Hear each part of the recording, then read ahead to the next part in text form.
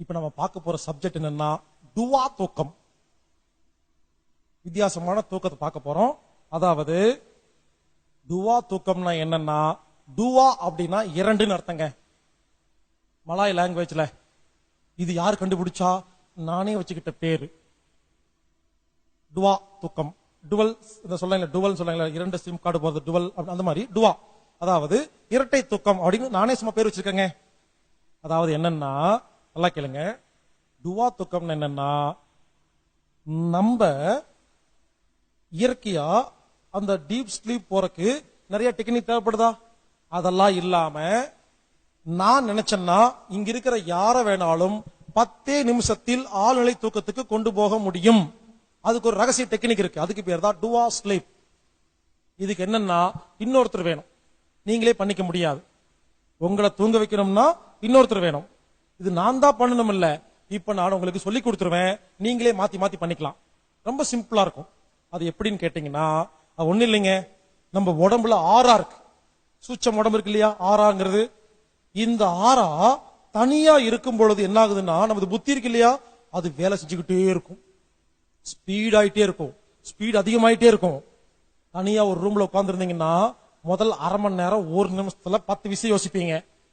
4 மணி நேரம் கழிச்சு ஒரு நிமிஷத்துல 50 விஷயம் யோசிப்போம். நம்ம மூளை இருக்கு இல்லையா, தனியா இருக்கிற ஒவ்வொரு நேரமும் ஸ்பீட் ஆயிட்டே வருங்க.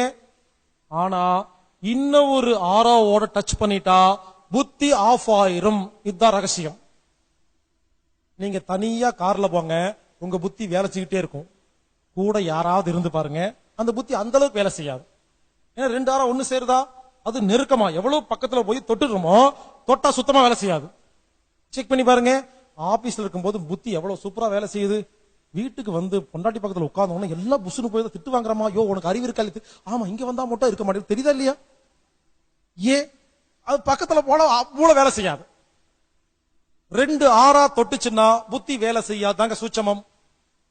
அதாவது எப்படி நம்ம வேலை செய்ய வைக்கிறதுன்னு கேட்டீங்கன்னா ரொம்ப சுலபங்க. யாரு தூங்கணுமோ அவங்க படுத்துக்கணும், சரிங்களா? கை ரெண்டும் பின்னக்கூடாது.